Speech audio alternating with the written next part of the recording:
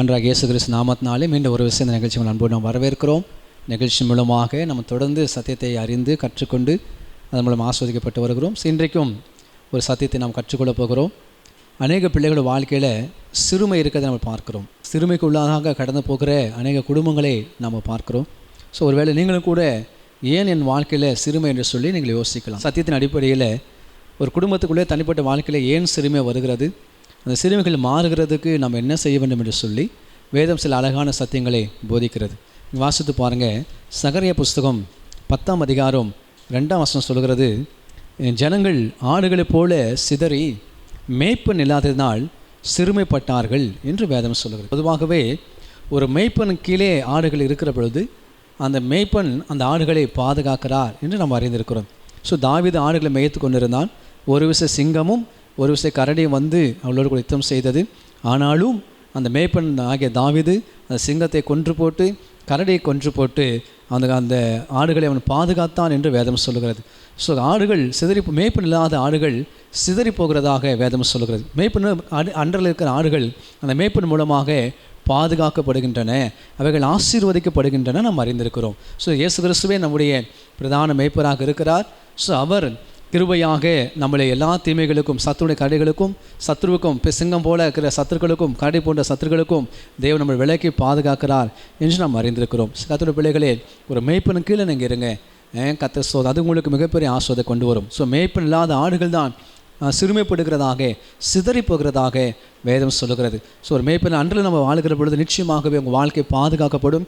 சிங்கங்களுக்கும் கரடிகளுக்கும் அந்த மேய்ப்பர் உங்கள் விலைக்கு பாதுகாத்து நீங்கள் சுகமாய் வாழ்ந்திருப்பதற்கு கர்த்தர் அனுக்கிரகம் செய்வார். ஒன்று. ரெண்டாவது, ஏன் சிலருடைய வாழ்க்கையில் சிறுமைகள் என்று நம்ம தியானிக்கிற பொழுது நியாயாதிபதிகள் புஸ்தகம் 6ஆம் அதிகாரம் 1 முதல் 6 வசனத்தை வாசிக்கிற பொழுது அங்கே இஸ்ரவேல் ஜனங்கள் சிறுமைப்படுத்தப்பட்டார்கள் என்று சொல்லி பார்க்குறோம். அந்த இஸ்ரவேலர்கள் விதைத்திருக்கிற பொழுது மீதியானர்கள் புறப்பட்டு வந்து ஒரு விளைச்சலை கெடுத்து அந்த விளைச்சலெல்லாம் அவள் கொள்ளை கொண்டு போனார்கள் என்று வேதம் சொல்லுகிறது. 6ஆம் அதிகாரம் 4வது வசனத்தில் அவர்களுக்கு எதிரே பாளையம் இறங்கி காசாவின் எல்லை மட்டும் நிலத்தின் விளைச்சலை கெடுத்து இஸ்ரவேலிலே ஆகாரத்தையாகிலும் ஆடு மாடுகள் கழுதையாகிலும் வைக்காதே போனார்கள் என்று வேதம் சொல்லுகிறது. கர்த்தருடைய கொஞ்சம் கவனிங்க இந்த சத்தியத்தை. இஸ்ரவேல் ஜனங்கள் விதைச்சிருக்கிறாங்க, அது விளைந்து வருகிறது, விளைச்சல் வந்து விட்டது. இப்போ அறுவடை செய்ய வேண்டும். அந்த விளைச்சலை கோதுமைகளை அறுவடை செய்து களஞ்சியத்தில் சேர்த்து அவள் ஆஸ்வதிக்கப்பட வேண்டும். அதுதான் சத்தியம். ஸோ அவ்வளோ பிரயாசப்பட்டு உழைத்து அந்த விளைச்சலை அனுபவிக்கிற நேரத்தில் இந்த மீதியான ஆவிகள் மீதியான வல்லமைகள் புறப்பட்டு வந்து அந்த விளைச்சலெல்லாம் கொள்ளையெடுத்து கொண்டு போய்விட்டார்கள் என்று சொல்லி வேதம் சொல்லுகிறது. எவ்வளோ வேதனையான ஒரு காரியம் பாருங்கள். சில கர்த்தருடைய பிள்ளைகள் வாழ்க்கையில் சில குடும்பத்தில் அப்படி காரியம் நடக்கிறது. கஷ்டப்பட்டு சம்பாதிப்பாங்க, கஷ்டப்பட்டு சேர்த்து வைப்பாங்க, அந்த பலனை அனுபவிக்கிற நேரத்தில் அது மிஸ் ஆகிடும். காரணம் என்ன என்று நம்ம யோசித்து பார்க்கும்போது அந்த 6ஆம் அதிகாரம் 1ஆம் வசனம் சொல்லுகிறது, பின்னும் இஸ்ரவேல் புத்திரர் கர்த்தரின் பார்வைக்கு பொல்லா பணத்தை செய்தார்கள்.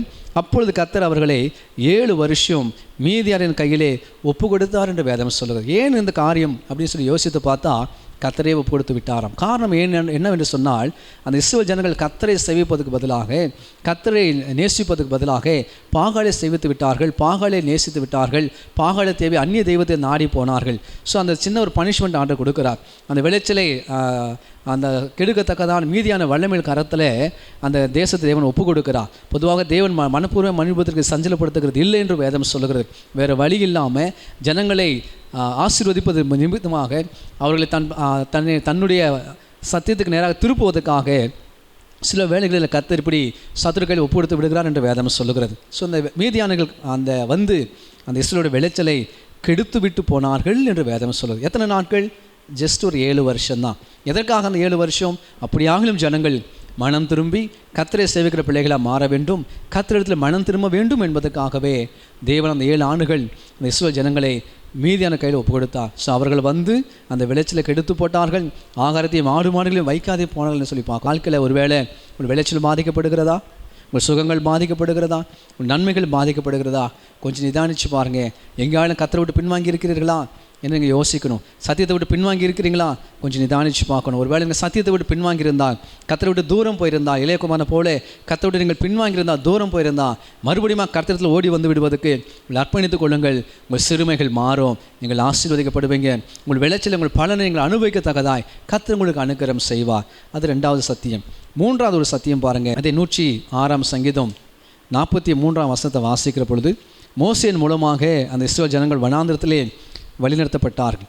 வனாந்திரத்தில் வழி நடந்தாலும் அவருக்கு நாள்தோறும் மன்னா இருந்தது, அங்கே மேகஸ்தம்பம் இருந்தது, அங்கே அக்னி ஸ்தம்பம் இருந்தது, கர்த்தர் பிரசன்னம் அவளோடு கூட இருந்தது, கர்த்தர் உடன்படிக்கை பெட்டி அவளோடு இருந்தது. ஒரு குறைவும் இல்லாதபடிக்கு கர்த்தர் அற்புதமாய் நடத்தினார், ஆச்சரியமாய் நடத்தினார், மகிமையாய் நடத்தினார். ஒரு குறைவும் இல்லை. பகலில் மேகஸ்தம்பம் இருந்தது, இரவில் அக்னி ஸ்தம்பம் இருந்தது, பாதரட்சைகள் அருந்து போகலை, வஸ்திரங்கள் பழசாக போகலை. எவ்வளோ ஆச்சரியமான தேவன் பாருங்கள். 40 இயர்ஸ் அவங்க வனாந்திரத்தில் நடந்தாலும் தேவன் ஆச்சரியமாக அந்த ஜனங்களை நடத்தினார். பட் அந்த ஜனங்களோட சின்ன சின்ன மிஸ்டேக் வந்த பொழுதெல்லாம் அவர்கள் வித்தியாசமே மாறி போனார்கள். 106 சங்கீதம் 43 சொல்லுகிறது, அநேக தரம் அவர்களை விடுவித்தார், அவர்களோ தங்கள் யோசனையினால் அவருக்கு விரோதமாய் கலகம் பண்ணி தங்களுடைய அக்கிரமத்தினாலே சிறுமைப்படுத்தப்பட்டார்கள் என்று வேதம் சொல்லுகிறது. கர்த்தர் அவர்களை ஆசீர்வதித்தார், கர்த்தர் அவர்களை விடுவித்தார், நன்மை செய்தார், பெரிய பெரிய அற்புதங்களை செய்தார், மன்னாவை பொழிந்தார், வானத்து மன்னமனால் ஜனங்கள் போஷிக்கப்பட்டார்கள், அநேக அற்புதங்களை கர்த்தர் செய்தார். ஆனால் அந்த ஜனங்களோ கர்த்தருக்கு விரோதமாய் கலகம் பண்ணி தங்களுடைய அக்கிரமத்தினாலே சிறுமைப்படுத்தப்பட்டார்கள் என்று வேதம் சொல்லுங்கள். கர்த்தருடைய பிள்ளைகளே, கொஞ்சம் நம்ம கவனிக்கணும்.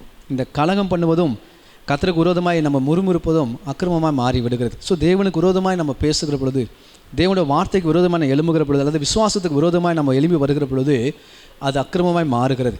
அதனால தான் ஜனங்கள் சிறுமைப்படுத்தப்படுகிறார்கள். கர்த்தருடைய பிள்ளைகளே, இஸ்ரவேல் ஜனங்கள் அந்த காரியத்தை செய்தார்கள். கர்த்தருக்கு விரோதமாக வாக்குத்தத்தமான கானான் தேசத்துக்கு முன்னோக்கி போவதற்கு பதிலாக அவள் எகிப்துக்கு பின்னோக்கி போவதற்கு அவள் யோசித்தார்கள், சிந்தித்தார்கள். அதுதான் கலக குணமாக மாறிவிட்டது.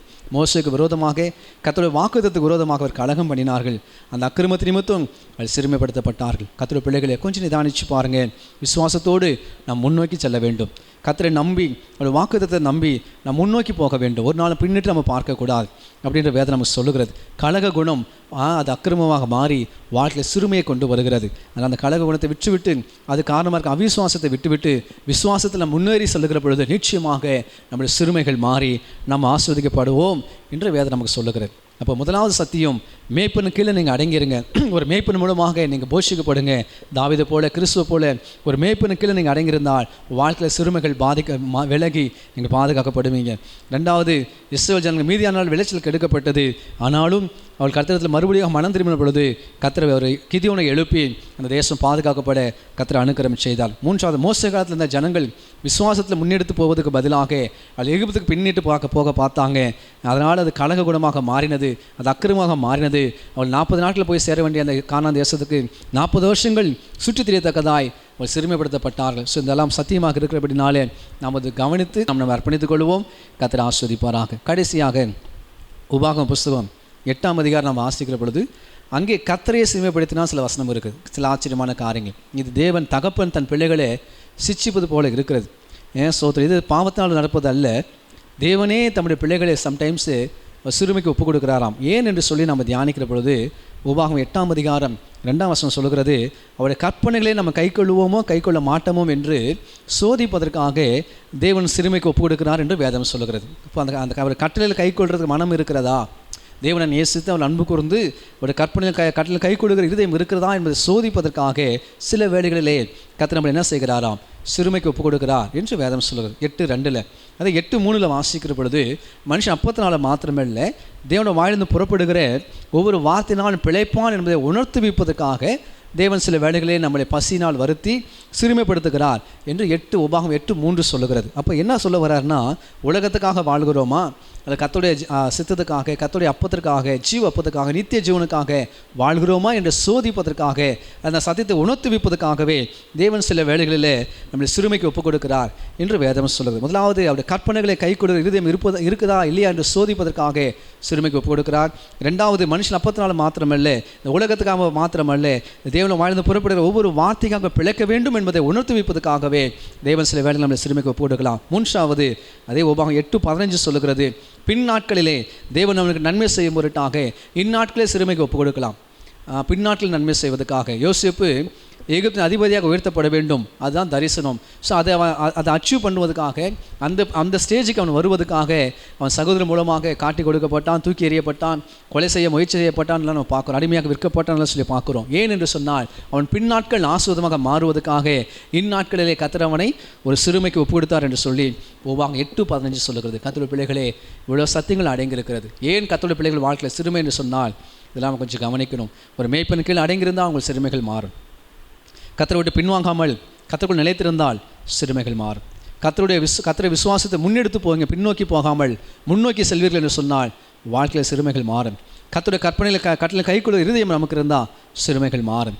மனுஷன் அப்பத்தினால் மாத்திரமல்ல, இந்த உலகத்துக்காக மாத்திரமல்ல, அவருடைய சித்தத்துக்காக திட்டத்துக்காக வாழ நம்ம ஒப்புக் கொடுப்போம் என்று சொன்னால் சிறுமைகள் மாறும். சில வேளைகளில் அவர் ட்ரைனிங்காக யோசிப்பை போல மகா பெரிய ஆசுவத்தை பெற்றுக்கொள்வதற்காக, தலை உயர்த்தப்படுவதற்காக இந்நாட்களில் ஒரு ட்ரைனிங்காக வாழ்க்கையில் சிறுமைகள் இருக்கலாம். நிச்சயமாக பின்னாட்களில் சிறுமைகள் மாறும். கர்த்தர் ஆஸ்வதிப்பாராக. இந்த சத்தியத்தை உணர்ந்து கொண்டு நாம் கண்களை மூடி ஒரு சின்ன ஜெபத்தை நம்ம ஏறெடுப்போம். கிருபையுள்ள ஆண்டவரே, இந்த ஆஸ்வதிக்கப்பட்ட வேலைக்காக நன்றி. ஏன் கர்த்தருடைய பிள்ளைகள் வாழ்க்கையில் சிறுமை என்று சொல்லி ஒரு சில சத்தியங்களை நாட்களில் நாங்கள் தியானிப்பதற்கு கிருபை செய்தீங்கப்பா, நன்றி சொல்லுகிறோம். நீ ஒருபோதும் ஒரு நாளும் மனுபுத்திரை மனப்பூர்வமாய் சஞ்சலப்படுத்துகிறது இல்லை என்று வேதம் சொல்லுகிறதப்பா. உங்கள் வாழ்க்கையில் இருக்கிற சிறு சிறு குறைவுகளை நாங்கள் சரி செய்து அன்று கேட்ட சத்தியத்தின்படி அதை விசுவாசித்து கீழ்ப்பிடிந்து நாமத்தினால சுகமாய் வாழ்ந்திருக்க அனுகிரகம் செய்யும். வார்த்தை கேட்குற ஒவ்வொரு பிள்ளைகளையும் கர்த்தர் ஆசீர்வதியும், பெரிய காரியங்களை செய்யும். இயேசு கிறிஸ்து மூலம் ஜெபிக்கிறோம். ஜெபம் கேளுங்க பரலோக பிதாவே. ஆமென், ஆமென். God bless you.